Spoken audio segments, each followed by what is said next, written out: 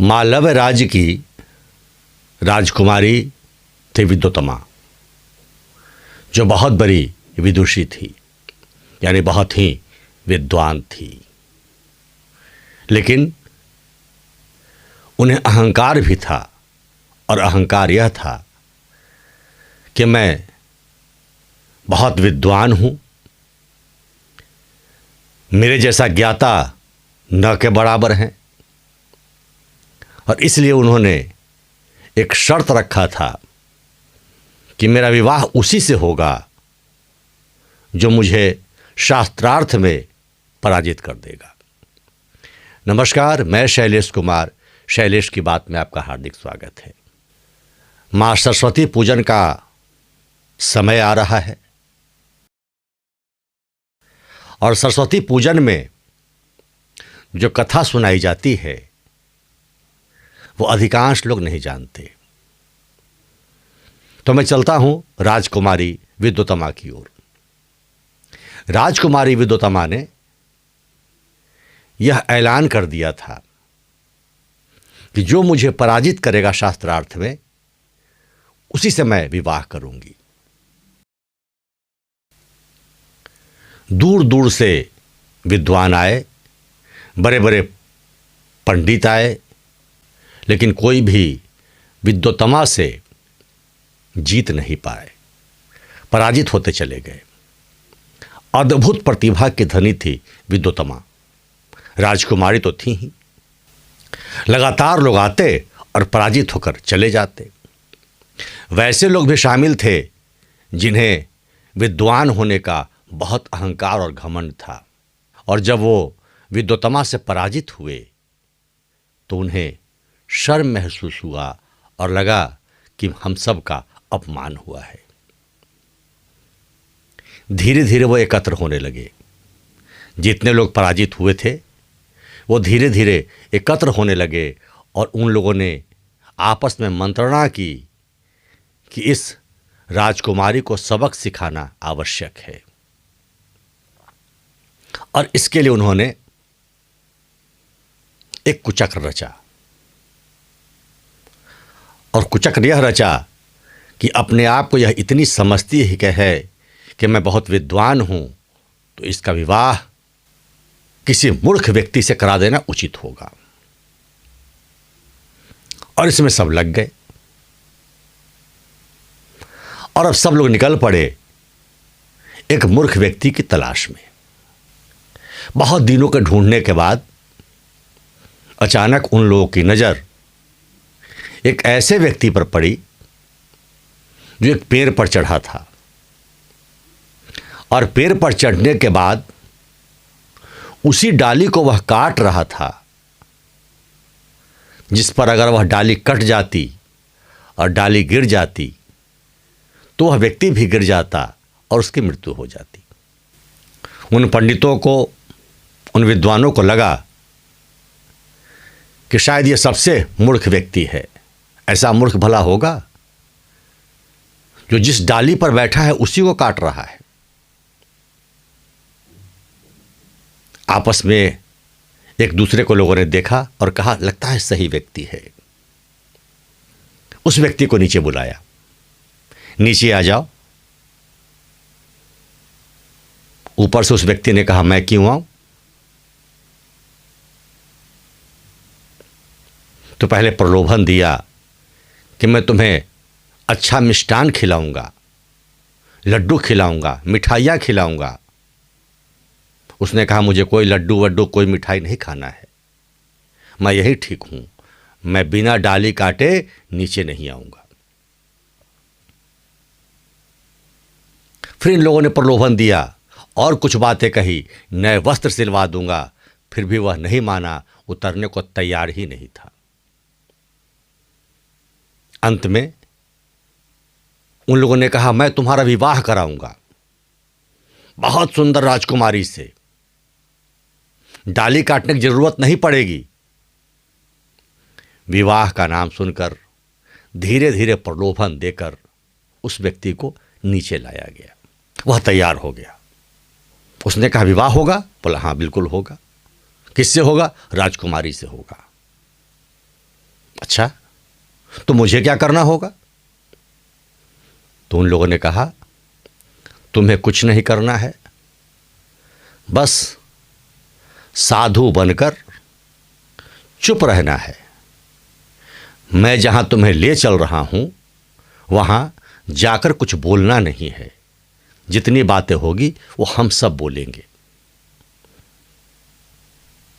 वह मान गया और उसे लेकर लोग विद्वतमा के पास पहुंचे और कहा कि आपने तो हमें पराजित कर दिया है, लेकिन ये हमारे गुरु जी आए हैं, हम सबके गुरु यही हैं। विद्वतमा तैयार हो गई। ठीक है, मैं शास्त्रार्थ करने को तैयार हूं। लेकिन उन षड्यंत्रकारियों ने कहा कि गुरुजी हमारे अभी मौन व्रत में हैं, इसलिए कुछ मुंह से बोलेंगे नहीं। आप जो प्रश्न करेंगे उसका जवाब ही इशारा में देंगे, उसकी व्याख्या हम लोग बताएंगे कि गुरुजी क्या कहना चाहते हैं। विद्वतमा ने कहा, स्वीकार है, लेकिन जब ये मौन व्रत में हैं, संकेत से अपनी बातें कहेंगे, तो मैं भी अपनी बात, अपने प्रश्न संकेत में ही रखूंगी। उन लोगों ने कहा, ठीक है। बात तय हो गई। शास्त्रार्थ के लिए लोग बैठ गए, सभा लग गई। एक तरफ विद्वतमा और एक तरफ उस व्यक्ति को बिठाया गया जो मूर्ख था, और उसके आसपास वो सारे लोग बैठ गए जो पराजित होकर गए थे। हुआ कि प्रश्न किया जाए। विद्वतमा ने एक उंगली उठाई। उनका पूछना था कि ईश्वर एक है?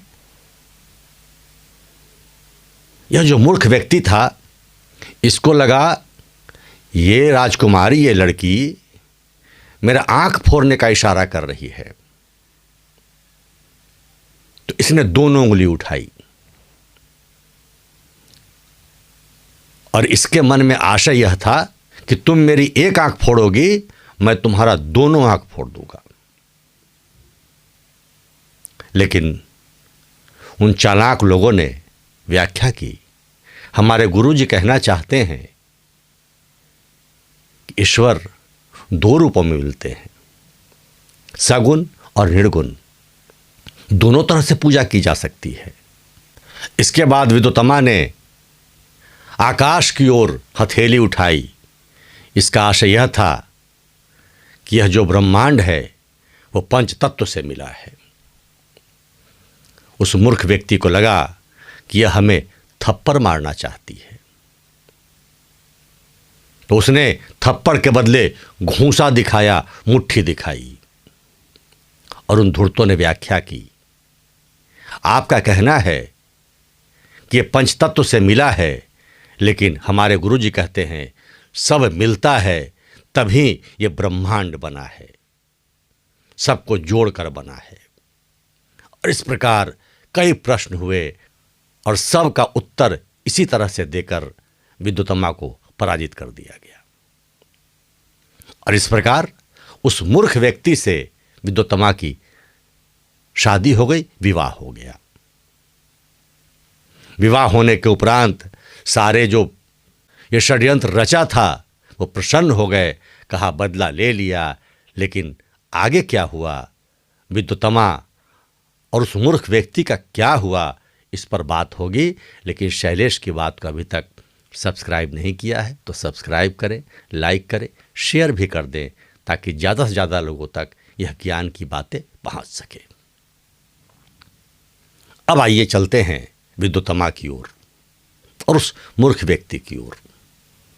विवाह के उपरांत जब विद्वतमा ने वार्तालाप शुरू की, तब विद्वतमा को लगा कि मैं ठगी गई और बिल्कुल अनपढ़ व्यक्ति से मेरा विवाह हो गया।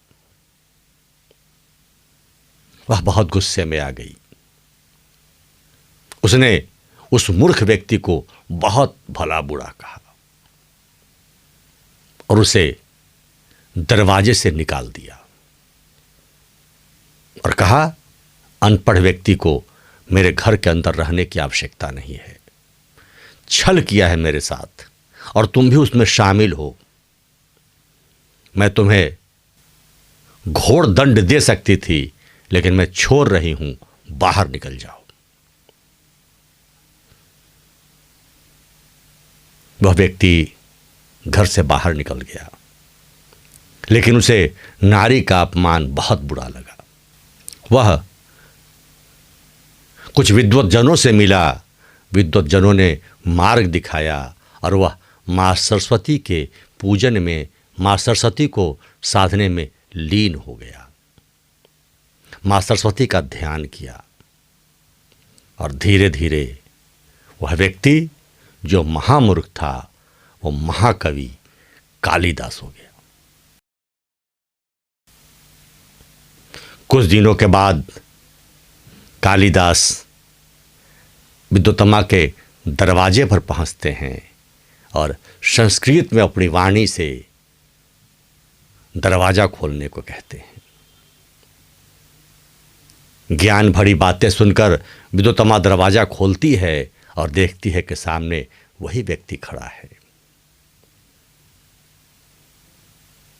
और फिर कालिदास ने जो अपनी बातें कही है, विद्वत्तमा सुनकर हतप्रभ रह जाती है। कहाँ सीखा, क्या किया? उस मूर्ख व्यक्ति जो अब महाकवि कालिदास हो चुके थे, उन्होंने कहा, यह सब मां सरस्वती की कृपा है, मां शारदा भवानी की कृपा है, जिसकी वजह से सठ भी श्रेष्ठ हो जाता है। और यही कथा, यही कहानी सरस्वती पूजन में सबसे पहले सुनाई जाती है। अभी का सरस्वती पूजन खूब उल्लास से हम मनाते हैं, खूब नाचते हैं, खूब गाते हैं, ठीक अपनी जगह पर है, लेकिन इस कथा को बहुत कम सुनते हैं। कोई ब्राह्मण आते हैं, अपनी कथा कह देते हैं, दक्षिणा ले लेते हैं, चले जाते हैं, लेकिन ये कहानी नहीं सुन पाते, ये कथा नहीं जान पाते। इसलिए मैंने ये कथा सुनाई। एक कथा और है उसी संदर्भ में जुड़ा हुआ, लेकिन फिलहाल आज कालिदास पर ही विराम लगाते हैं। कालिदास ने कितने पुस्तक लिखे, कितने बड़े विद्वान हुए, यह किसी से छिपा नहीं है। आज सारे विश्वविद्यालय में मेघदूतम से लेकर बहुत सारी पुस्तकें उनकी पढ़ी जाती है। तो आप भी ज्ञानवान बनना है, प्रज्ञावान बनना है, तो मां सरस्वती की साधना अवश्य करें, मां सरस्वती को का ध्यान अवश्य लगाएं, क्योंकि लाख कर लें, गुण आपके अंदर तभी आएगा, गीत आपके अंदर तभी बजेंगे, संगीत की ध्वनियाँ तभी आपके मस्तिष्क में छाएगी जब मां सरस्वती की कृपा होगी। शैलेश की बात में इतना ही। मां सरस्वती आप पर कृपा बरसाएं। इन्हीं शब्दों के साथ जय मां शारदे, जय जय श्री राम।